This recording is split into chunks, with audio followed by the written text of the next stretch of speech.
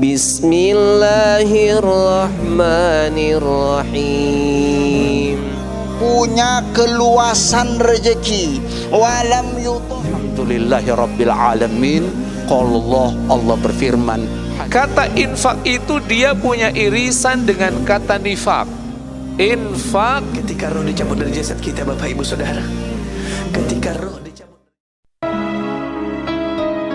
لا ما عاد يرعبني ظلم يهددني لا شيء أخسره لا مهما يطول الدرب فالحق معه. Bismillahirrahmanirrahim. Assalamualaikum warahmatullahi wabarakatuh. Alhamdulillahilladzi an'ama alaina bi ni'matil imani wal islam walladzi allafa baina qulubina fa asbahna bi ni'matihi ikhwana. Wassalatu wassalamu ala asyrafil anbiya'i wal mursalin Nabiyyina Muhammadin wa ala alihi wa ashabihi wa tabi'ihim wa man tabi'ahum bi ihsanin ila yaumiddin. Amma ba'd. Kembali ke ayat 99. Walau dan kalau sya'a menghendaki Rabbuka Tuhanmu, la amana sungguh beriman, man siapa yang fil ardi di muka bumi, kulluhum seluruh mereka, jami'an semuanya. Afa anta maka apakah engkau tukrihu memaksa. Kata tukrihu ini satu akar kata dengan kata ikroha. Kita sering mendengar kata atau di dalam ayat ya setelah ayat kursi, la ikroha fiddin, tidak ada paksaan dalam beragama. Nah, kata ikroh dan kata tukrihu ini satu akar kata.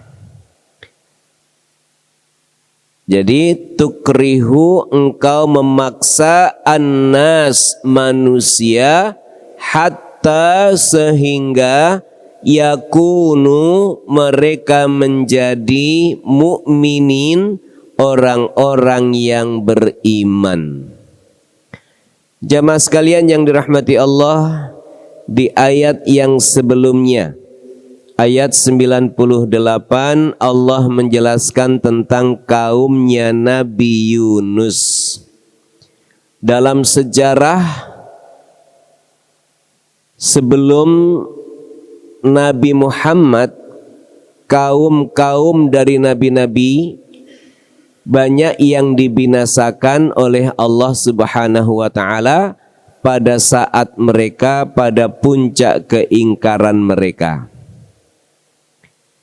Kaumnya Nabi Yunus juga mengingkari nabinya, mengingkari Allah Subhanahu wa ta'ala.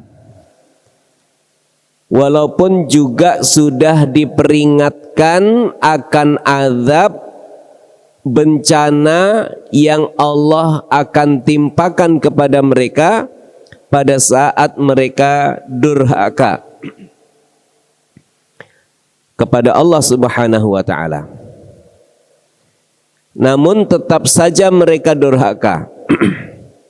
Maka tatkala Nabi Yunus meninggalkan mereka, Allah Subhanahu wa ta'ala mendatangkan suasana yang mencekam buat mereka.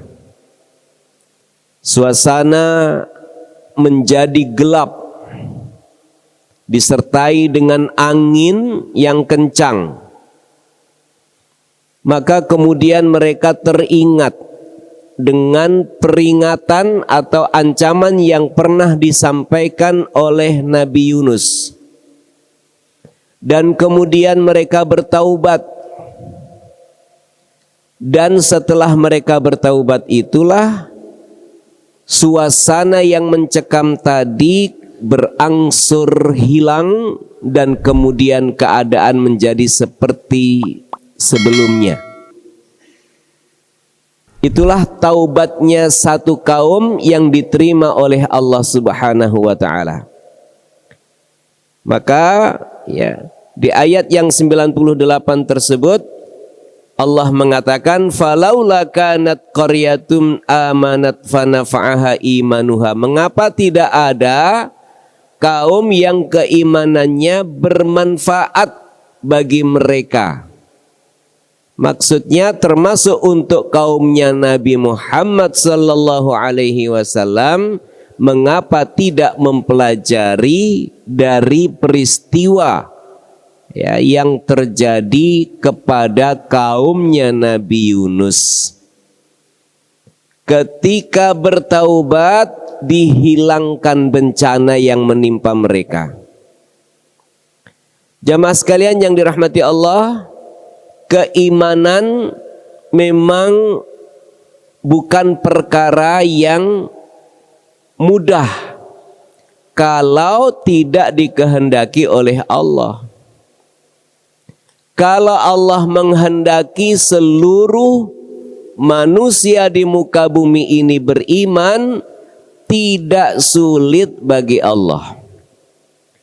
Di ayat kita sekarang 99 Allah menyatakan walau syaa rabbuka, kalau sekiranya Allah menghendaki la amana man fil ardi kulluhum jami'a.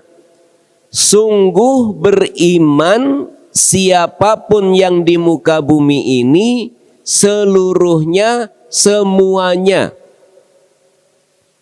Ini ada 3 penegasan dalam pernyataan ini. Penegasan yang pertama huruf la amana, sungguh beriman. Kulluhum yang kedua, seluruhnya, seluruh mereka. Dan yang ketiga jami'an, semuanya. Ini seluruhnya saja sudah mencakup. Ditambah lagi dengan jami'an, semuanya. Subhanallah, ini merupakan kekuasaan Allah Subhanahu wa taala. Bukan tidak mungkin ya kalau Allah menghendaki seluruh penduduk bumi ini beriman, maka akan beriman. Afa anta tukrihun nas, apakah engkau wahai Muhammad memaksa manusia sehingga mereka beriman hatta yakunu mu'minin? Sepertinya bentuknya pertanyaan, tapi bentuknya adalah peniadaan. Engkau tidak bisa memaksa manusia untuk beriman. Apalagi soal keimanan adalah soal keyakinan. Jamaah sekalian, ini yang diajak bicara Nabi Muhammad.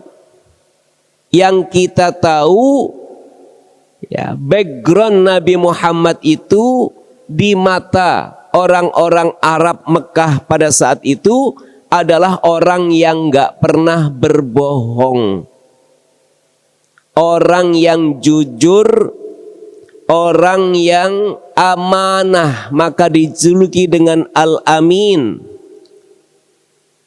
Dan tidak ada orang Arab Mekah satupun yang mengaku pernah dibohongi oleh Nabi Muhammad.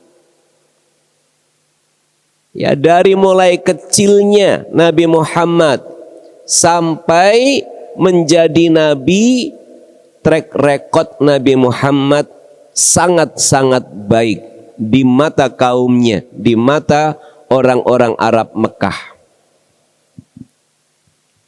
Tapi begitu Nabi Muhammad mengajarkan risalah Allah, mengajak kepada penyembahan Allah, barulah Nabi Muhammad didustakan, dianggap dusta. Ini kan aneh. Secara track record bersih, tapi kemudian pada saat mengajak kepada kebaikan, maka dianggap bohong. Nah, Nabi Muhammad ini adalah Nabi yang sangat ingin seluruh umatnya beriman kepada Allah Subhanahu wa ta'ala. Tapi Nabi Muhammad yang seperti itu saja dikatakan oleh Allah, kamu tidak bisa memaksa. Apalagi kita, ya, yang mungkin pernah bohong-bohong dikit lah. Bohong-bohong dikit, bukan dikit-dikit bohong, ya, tapi bohong-bohong dikit. Bagaimana kita akan memaksa orang untuk beriman, untuk percaya? Tidak bisa. Tapi bahwa kita tidak bisa memaksa orang untuk beriman, melemahkan semangat kita untuk mengajak orang untuk beriman. Tetap kita harus bersemangat, karena ya, beriman atau tidaknya beriman seseorang itu juga atas kehendak Allah Subhanahu wa ta'ala. Kita lihat ayat yang berikutnya. Wa makana, dan tidak ada, linafsin, bagi seseorang, antu'mina, untuk beriman, illa, kecuali, biiznillah, dengan izin Allah.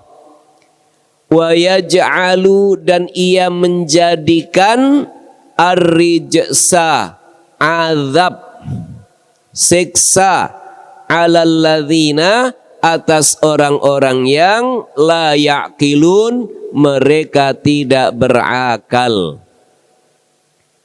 Nah, disinilah yang menjelaskan bahwa seseorang itu beriman juga atas kehendak Allah. Ada orang-orang yang sangat kita inginkan untuk beriman, tapi Allah tidak menghendaki. Menurut penilaian kita baik orangnya, bisa kita ajak bicara, tapi menurut Allah yang mengetahui isi hati manusia, maka orang tersebut tidak diberi hidayah atau diberi petunjuk keimanan oleh Allah Subhanahu wa ta'ala. Bisa jadi orang yang tidak diberi petunjuk oleh Allah Subhanahu wa ta'ala, ya, salah satu sebabnya adalah karena memang orang itu tidak menghendaki taat kepada Allah, tidak mau mencari kebenaran. Ada, ya, kefasikan dalam dirinya. Di akhir surat ayat yang ke-26 surat Al-Baqarah, ya, ayat 26 surat Al-Baqarah, Allah Subhanahu wa ta'ala menyatakan, wa ma yudillu bihi illal fasiqin. Allah tidak menyesatkan dengannya kecuali orang-orang yang fasik. Ya, salah satu sebab sesatnya seseorang atau jauhnya seseorang dari hidayah Allah Subhanahu wa ta'ala adalah karena tidak ada keinginan untuk taat kepada Allah. Itulah yang disebut dengan fasik.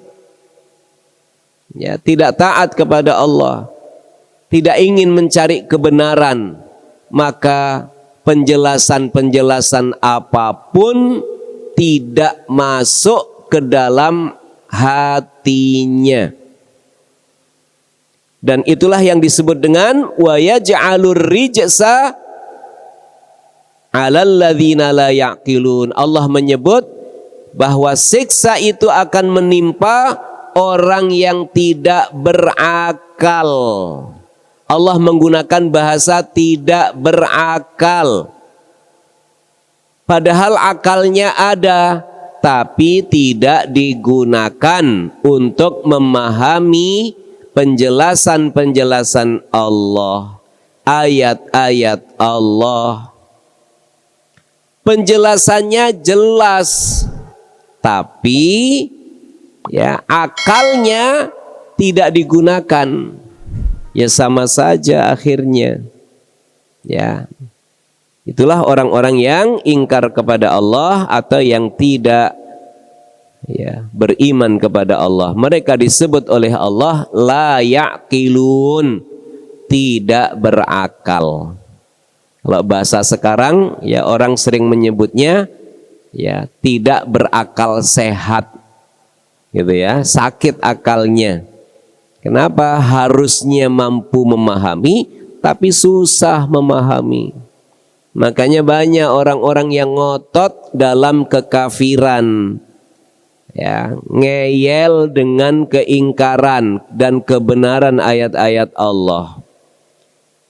Ayat 101, Qul katakanlah, ungzuru perhatikanlah, lihatlah, madza apa yang fis samawati di langit, wal ardi dan bumi, wa ma tughni dan tidak mencukupi, al ayatu ayat-ayat, wan nuzuru dan peringatan-peringatan, an qaumin dari kaum la yu'minun mereka tidak beriman. Nabi Muhammad sallallahu alaihi wasallam diperintah oleh Allah untuk menyampaikan kepada siapapun termasuk yang ingkar kepada Allah untuk memperhatikan tanda-tanda kekuasaan Allah yang ada di langit dan yang ada di bumi. Quran diturunkan sebagai ayat-ayat qauliyah Allah, sebagai firman Allah, dan kemudian Nabi diarahkan oleh Allah agar umatnya memperhatikan apa yang ada di langit dan di bumi yang merupakan ciptaan Allah, merupakan kuasa Allah, akan mendapati kebenaran firman-firman Allah.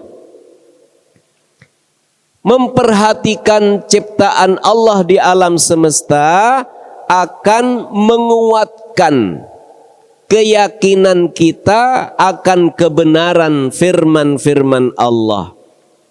Itulah makanya ya ayat itu dibagi menjadi dua. Ayat qauliyah yaitu firman-firman Allah ya yang kita baca yaitu Al-Qur'an, dan ayat kauniyah, ayat yang bisa kita lihat dalam ciptaan Allah di semesta alam ini. Itu ayat kauniyah. Dan ayat qauliyah maupun ayat kauniyah adalah kebenaran seluruhnya. Apa yang dikatakan oleh Allah akan terlihat kebenarannya dalam fakta kehidupan.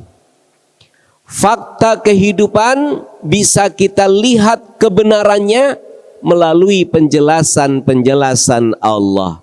Begitulah kira-kira ya antara ayat kauniyah dengan ayat qauliyah.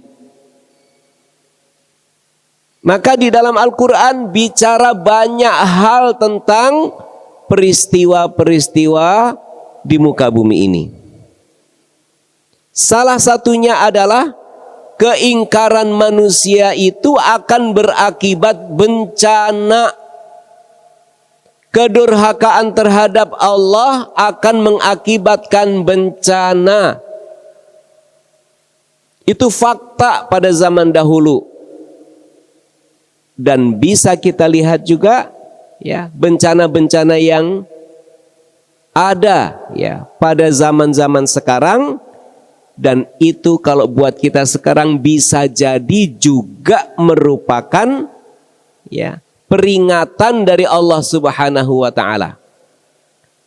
Kalau kita bukan hanya bisa jadi tapi yakin bahwa itu adalah peringatan dari Allah. Meskipun ya level bencana sekarang ini bukan pembinasaan, ya, tetapi kita yakin itu peringatan. Sekarang musim banjir, dulu pernah ada banjir yang membinasakan. Dan banjir sekarang juga sudah menelan korban orang yang meninggal gara-gara banjir. Itulah yang menjadi peringatan buat kita. Bisa jadi yang menimpa kepada orang yang meninggal karena banjir itu juga menimpa kita, bisa saja. Atau dalam bentuk bencana yang lain yang pernah terjadi di zaman dahulu, seperti gempa yang membinasakan, bisa jadi gempa yang hari ini juga peringatan dari Allah. Karenanya dikaitkan dengan ya kaumnya Nabi Yunus, maka bertaubat itu akan bermanfaat. Keimanannya kaumnya Nabi Yunus bermanfaat, menghindarkan bencana. Nah itu ya. Maka kita diperintah oleh Allah untuk melihat apa yang ada di langit dan di bumi. Wa ma tughnil ayatu wan nuzur. Sementara ayat-ayat yang disampaikan oleh Allah, baik qauliyah maupun kauniyah, ternyata tidak bermanfaat, tidak berfaedah ya kepada orang-orang yang tidak beriman.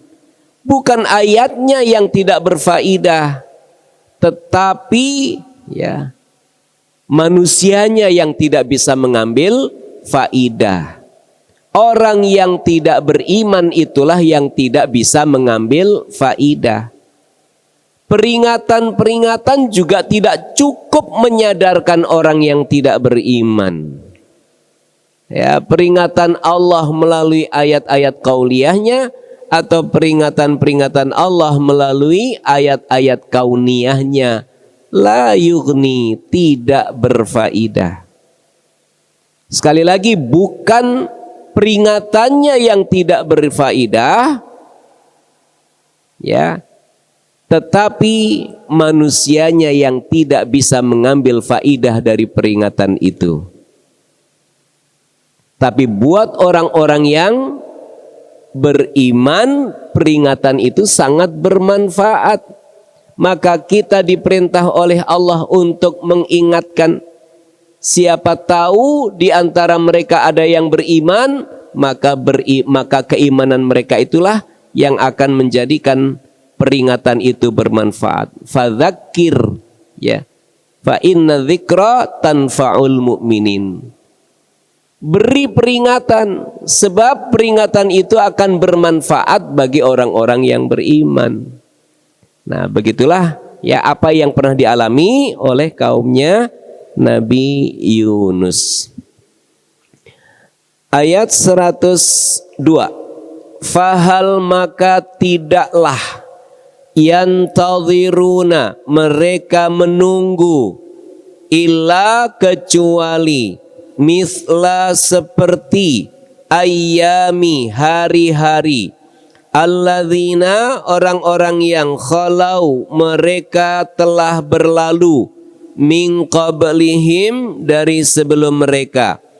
Qul katakanlah, fantadhiru maka perhatikanlah, ini sesungguhnya aku ma'akum bersama kalian, minal muntadhirin termasuk orang-orang yang menunggu. Jamaah sekalian yang dirahmati Allah Subhanahu wa taala, di antara orang-orang yang ingkar kepada Allah di zaman Nabi Muhammad, ada yang nantang, kalau kami ingkar katanya ada azabnya. Mana azabnya? Datangkan kepada kami hujan batu atau siksa yang keras. Itu kata orang-orang kafir di zaman Nabi Muhammad. Maka Nabi Muhammad diperintah untuk disampaikan kepada mereka, silahkan tunggu. Karena hakikatnya mereka yang ingkar kepada Allah menunggu apa yang pernah terjadi kepada orang-orang yang sebelum mereka. Ya. Di sini dikatakan oleh Allah, fahal yang tadhirun, mereka tidak menunggu kecuali menunggu azab seperti halnya yang pernah terjadi. Ya, mithla ayyamil ladzina khalau min qablihim, seperti halnya yang pernah terjadi kepada kaum yang sebelum mereka. Maka kita katakan kalau gitu tunggu aja. Kita juga lagi nunggu kok. Kalian nunggu azab, kami nunggu balasan baik dari perbuatan keimanan dan amal soleh kami. Jadi sama-sama nunggu. Orang ingkar, orang kafir nunggu azab, kalau kita nunggu kenikmatan surga. Sama-sama nunggu. Ya, jangan disamain yang kita tunggu dengan mereka. Dikirain, wah kita sama-sama nunggu nih. Nunggu-nunggu azab. Oh tidak ya. Orang kafir nunggu azab, kita nunggu balasan nikmat dari Allah, ya. Ayat yang ke-103. Tsumma, kemudian, nunajji, kami menyelamatkan rusulana, rasul-rasul kami, walladzina amanu, dan orang-orang yang beriman.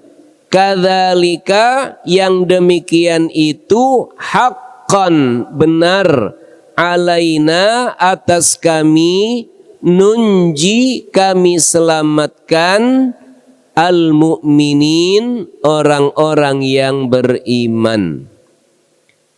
Jamaah sekalian yang dirahmati Allah, di tengah-tengah bencana yang terjadi, termasuk terjadi kepada kaum-kaum yang terdahulu, yang kaum-kaum itu dibinasakan, Rasul-Rasul Allah diselamatkan oleh Allah.